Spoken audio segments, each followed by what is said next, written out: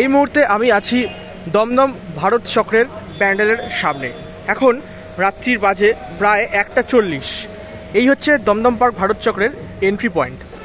প্যান্ডেলটা আপাতত সামনে থেকে আমি যদি দেখি, পুরোটাই কিন্তু হোয়াইট স্ট্রাকচারের উপর করা হয়েছে। প্যান্ডেল সম্পর্কে তোমাদের বিশেষভাবে জানাবো, এবং এখানকার থিমের নাম কিন্তু উড়ান, শিল্পী অদিতি চক্রবর্তী। থিম সম্পর্কে যদি তোমরা জানতে চাও তাহলে এইখানে পড়ে নিতে পারো।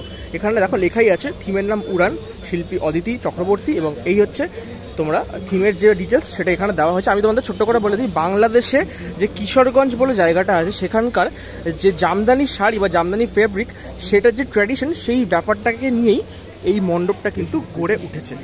মণ্ডপের ভেতরে আমরা প্রবেশ করেছি এবং ভেতরটা কিন্তু ঠিক এই রকম দেখতে লাগছে। স্পেশালি আমি কিন্তু প্রেফার করি এরকম ওপেন প্যান্ডেল। ওপেন প্যান্ডেলে অ্যাকচুয়ালি যেটা সুবিধা হয়, খুব ভালোভাবে নিঃশ্বাস নেওয়া যায়। মানে এখানে যদি ভিড়ও হয় না, তাহলে মানুষের কোনো অসুবিধা হবে না, হাওয়া পাস করবে খুব ভালোভাবে, এবং দেখতেও কিন্তু খুব ভালো লাগছে। এই ওপেন প্যান্ডেলে এই যে একটা হোয়াইট যে পুরো স্ট্রাকচারটা করেছে, সেটা দেখতে কিন্তু খুব সুন্দর লাগছে কিন্তু এখানে। এবং সম্পূর্ণভাবে বাংলাদেশের কিশোরগঞ্জের যে শাড়ি, জামদানি শাড়ি, সেই জামদানি শাড়ির যে ফেব্রিক, সেটাকে দিয়েই কিন্তু পুরো এই মণ্ডপের পুরো ক্রিয়েশনটা করেছেন শিল্পী অদিতি দি। খুব সুন্দর লাগছে। এই যে ক্রিয়েশনগুলো কলকাতার দুর্গাপুজো ছাড়া আর কোথাও তোমরা দেখতে পাবে না।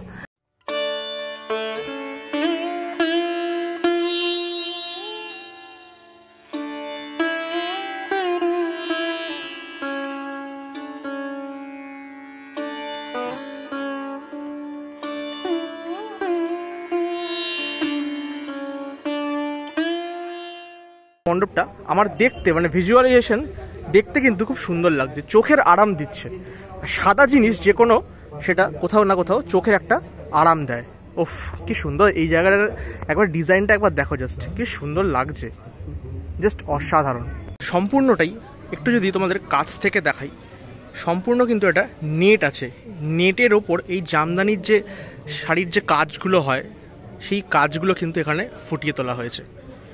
যতটা পেরেছেন শিল্পী অদিতি চক্রবর্তী তার ক্রিয়েশনের মাধ্যমে এবছরের ভারত চক্রকে আরও ভারত বিখ্যাত করে তোলার চেষ্টা করেছেন। খুব সুন্দর লাগছে প্যান্ডেলটা। চলো এবারে আমরা মণ্ডপে, মানে মূল মণ্ডপে যেখানে প্রতিমা আছে, সেখানটায় প্রবেশ করি। এই জিনিসগুলো এত সুন্দর ক্রিয়েশন, মানে চিন্তা ভাবনাটাই একদম অন্য লেভেলে করেছে। এগুলো সত্যি কথা আমাদের মাথায় তো কখনো আসবে না, মানে স্বাভাবিকভাবেই যারা শিল্পী তাদের মাথাতেই আসে এই ধরনের চিন্তা ভাবনাগুলো। জাস্ট হাতের কাজগুলো দেখো, এগুলো শাড়িতে আমরা বিশেষ করে স্পেশালি কাজগুলো দেখতে পাই যখন আমাদের মা দিদিরা বা বোনরা পরে, তো তখন আমরা দেখতে পাই। তো চলো আমরা মোটামুটি মণ্ডপের ভেতরে প্রবেশ করেছি, যেখানে মা দুর্গা, মানে ভারত চক্রের উমা বসে আছেন, এবং এখানকার দুর্গাকে সকলে কোথাও না কোথাও একটা ছোট্ট মিষ্টি নাম দিয়েছেন, যার নাম হচ্ছে টুকটুকি। হ্যাঁ, এই টুকটুকি নামটা কিন্তু ফেসবুকে প্রচণ্ড পরিমাণে ভাইরাল হয়েছে। এই ঠাকুরটা এত সুন্দর লাগছে দেখতে এই মুহূর্তে। এখানে লাইটের যে কম্বিনেশনটাও ঠাকুরের গায়ে যেভাবে দেওয়া হয়েছে, সেটাও কিন্তু খুব সুন্দর লাগছে।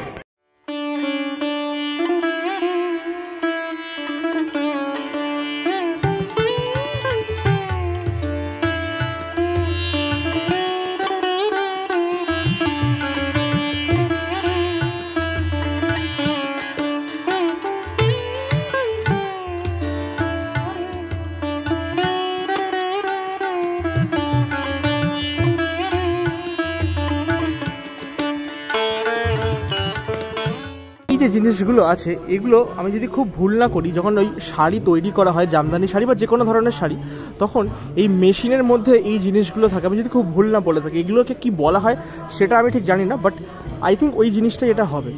আর এখানে তোমরা যদি একটু লক্ষ্য করো, একদম যে মোটা মোটা যে দড়ির মতো যে জিনিসটা, সেটা দিয়ে কিন্তু এই শেকড় টাইপের কিন্তু গাছের করা হয়েছে এই পুরো ওয়ালটা জুড়ে।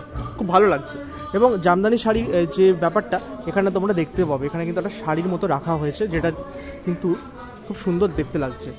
পুরো প্যান্ডেলটা খুব ভালো লাগছে, মানে ফটোজেনিক প্যান্ডেল বলতে যেটা বোঝায় সেটাই কিন্তু আমরা দেখতে পাচ্ছি। এবং এই জায়গাটা ওই যখন তাঁতিরা তাঁত মানে করে সুতো যেটা থাকে শাড়ি বোনার জায়গাটা, সেই জিনিসটা এখানে কিন্তু করা হয়েছে। আর এই হচ্ছে মা দুর্গা, যেটাকে টুকটুকি নাম দেওয়া হয়েছে। মানে এই দুর্গাকে ফেসবুকে বিশেষ করে আমি দেখছি নামটাকে টুকটুকি বলে সম্বোধন করছেন মাকে। দেখতে কিন্তু একদম ঘরোয়া যে মেয়ে, দেখো মায়ের মানে চুলে কিন্তু দুটো লাল রঙের ফিতে বাঁধা আছে। হ্যাঁ, সেটাও কোথাও না কোথাও আমাদের একটা গ্রাম বাংলার যে মেয়ে, সেটাকেই আমরা ফুটিয়ে তুলছি।